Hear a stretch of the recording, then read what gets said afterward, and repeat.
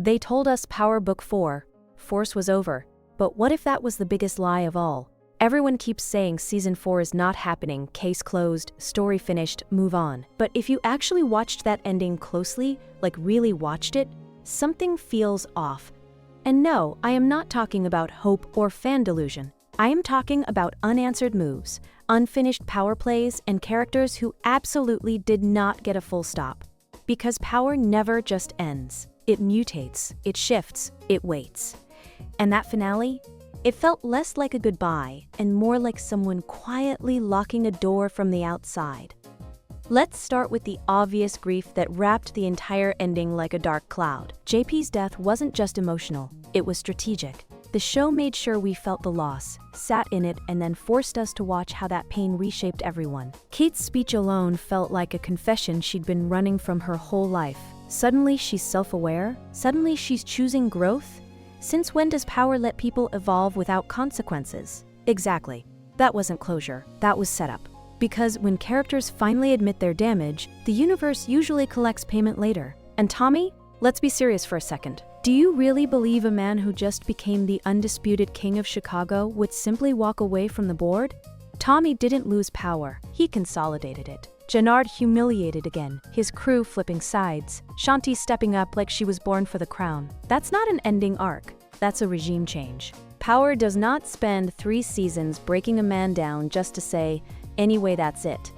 Jannard surviving that long already felt unreal, and the way he spiraled at the end, that screamed unfinished business, not final chapter. Then there's the legal side, which Power never ignores. William Sang didn't just help Tommy, he submitted to him. Killing Bobby himself wasn't justice, it was allegiance. And the moment Tommy casually reveals Roberto Ortega is already dead, it becomes painfully clear that even the law is playing catch-up. Since when does Power show us a U.S. attorney bending the knee unless that corruption is about to explode later? Ask yourself that. Because once politicians and prosecutors enter the web, things never stay quiet. Meanwhile, D-Mac hardening overnight was one of the most dangerous transformations in the finale. Losing his father didn't just mature him, it erased whatever innocence he had left. The way he shut Jade down wasn't cruelty, it was decision. Family first. Legacy next. That conversation with Tariq later only confirmed it. Power does not introduce parallel legacy arcs unless they plan to collide them. Ghost did it, Tommy lived it. Now D-Mac and Tariq are circling the same idea from different angles. And let's not ignore Maria walking away. People call that peace, but in Power, removing yourself from violence is never that simple. Her exit didn't feel safe. It felt temporary. Whether she went to Mexico or New York, her absence created a vacuum, and Power hates vacuums. Someone always fills them, usually with blood. By the time Tariq shows up, saving Tommy's life like it's nothing, the message becomes clear. This story did not end. It merged. 2 timelines, 2 legacies, 1 conversation on a rooftop that didn't sound like nostalgia, but recruitment. When Tariq talks about building something new, Tommy doesn't say no, he laughs. And that laugh wasn't relief, it was recognition.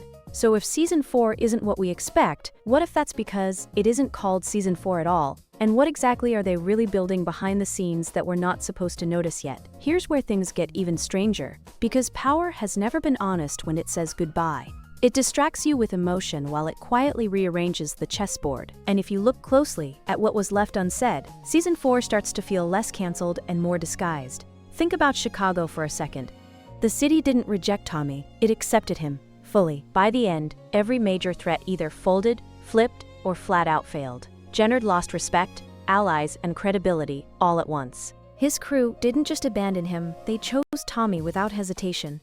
That kind of loyalty shift doesn't happen unless leadership has already changed. And Shanti, stepping in as the enforcer everyone answers to? Please, that wasn't a surprise moment, that was confirmation. She didn't grow into power, she revealed it. Which makes you wonder, why build a perfectly functional hierarchy just to shut the lights off? And let's talk about Vic Flynn, because his breakdown matters more than people think. Vic tried to convince himself he could go clean, like violence was just a phase he could outgrow. Power has punished that lie every single time. The moment he remembered who he was, it became clear that this world doesn't let you retire quietly. His partner realizing she wasn't built for this life wasn't weakness, it was survival instinct. And notice how many women in this finale chose agency over attachment. Kate left. Maria left. Vic's partner walked away. When power starts clearing out emotional anchors, it usually means the next phase is about escalation, not stability. Now rewind back to Tommy's voicemail, that tiny detail everyone glosses over. Power never wastes dialogue. When someone doesn't answer right away, it's because their entrance is meant to hit harder later. And when Tariq finally appears, it's not fan service, it's alignment. Two men shaped by fathers who built empires and paid for it in blood, standing face to face, comparing scars. Their conversation about legacy wasn't reflective, it was instructional. DMAC listening to that? That's generational contamination right there. Once legacy becomes a shared language, the story stops being local. And here's the thing no one wants to admit. If Force truly ended, they wouldn't bother planting bridges. No rooftop philosophy, no future hypotheticals, no build your kingdom speech. Power knows how to end stories cleanly. Ghost proved that. This wasn't clean. This was intentionally open. Almost uncomfortable. Like they wanted you asking questions instead of crying. Which brings us to the biggest red flag of all. They didn't show consequences. No real fallout. No final reckoning. Tommy didn't lose. He didn't sacrifice. He didn't pay the ultimate price. In the Power universe, that only happens when the bill is deferred, not forgiven. So if Season 4 isn't coming the way we expect, is it because Tommy's story isn't shrinking, but expanding into something much bigger that they don't want to name yet? Now, let's address the part that fans keep arguing about, because this is where denial kicks in. Everyone keeps saying they confirmed there is no Season 4. And yes, technically, that statement exists, but Power has always played word games. No Season 4 does not mean no continuation. It just means the label changed, and labels in this universe are nothing but smoke. Look at the timing. The finale didn't feel rushed, but it didn't feel final either. It felt paused, like a breath being held. Power usually ends arcs with consequences stacked on top of consequences. Prison, death, betrayal that cuts deep. Here, Tommy walks away stronger than ever. That alone should make you suspicious. When has Tommy Egan ever been allowed peace without chaos chasing him immediately after? Then there's the industry side of things that fans ignore. Force didn't lose relevance. It expanded the universe. Chicago worked. New crews worked.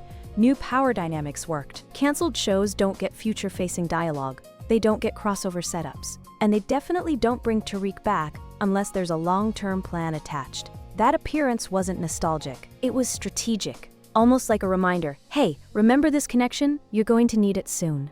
And think about how carefully they protected Tommy's ending. No cuffs, no body bag, no exile, just options. New York, Chicago, something new.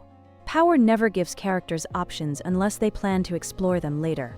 Tommy laughing at the idea of starting something new wasn't him joking. It was him accepting evolution, the same way Ghost once did. And we all know how that turned out. DMAC is another ticking bomb.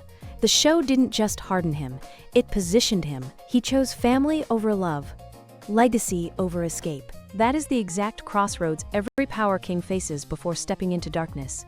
And pairing his arc with Tariq's presence was not subtle. It was deliberate. Two sons of violence, one learning too fast, the other already scarred. And this is where everything quietly clicks into place, because Power has never been about seasons. It's about succession. Who carries the weight next, and who refuses to let go? Tommy standing at the top of Chicago isn't stability, it's pressure. Every king in the Power universe becomes a target the moment they sit too comfortably, and Tommy knows that. That's why the ending didn't show him celebrating. No victory lap, no satisfaction, just movement. Options. That's a man preparing for impact. Chicago gave him power, but New York offers something far more dangerous. Legacy tied to Ghost's shadow. And Tariq standing there wasn't just a callback. It was an invitation into a bigger war. Because let's be real, Tariq isn't trying to rebuild what Ghost had. He's trying to correct it, control it. And Tommy?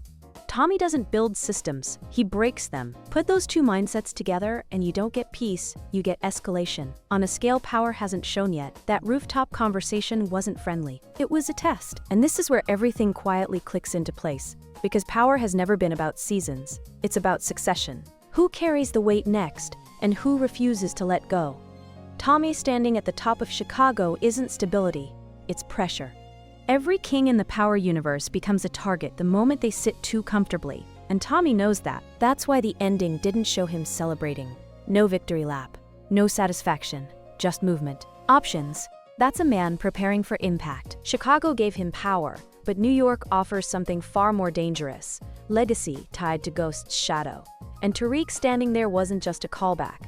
It was an invitation into a bigger war. Because let's be real, Tariq isn't trying to rebuild what Ghost had. He's trying to correct it, control it. And Tommy? Tommy doesn't build systems, he breaks them. Put those two mindsets together and you don't get peace, you get escalation. On a scale power hasn't shown yet, that rooftop conversation wasn't friendly. It was a test, and Tommy not saying no was the most dangerous answer possible. Meanwhile, all the characters who walked away didn't actually escape. Kate choosing sobriety, Maria choosing distance, Vic's partner choosing survival. Those aren't exits, they're delays. Power loves pulling people back in at the worst possible moment, just when they think they're safe. And when they return, they always come with consequences attached. Jennard's still breathing is a problem waiting to explode. Shanti holding authority is a challenge waiting to be tested. D-Mac stepping into manhood too fast is a tragedy waiting to unfold. And the law already bending for Tommy means the collapse will be internal, not external. No sirens, no warnings.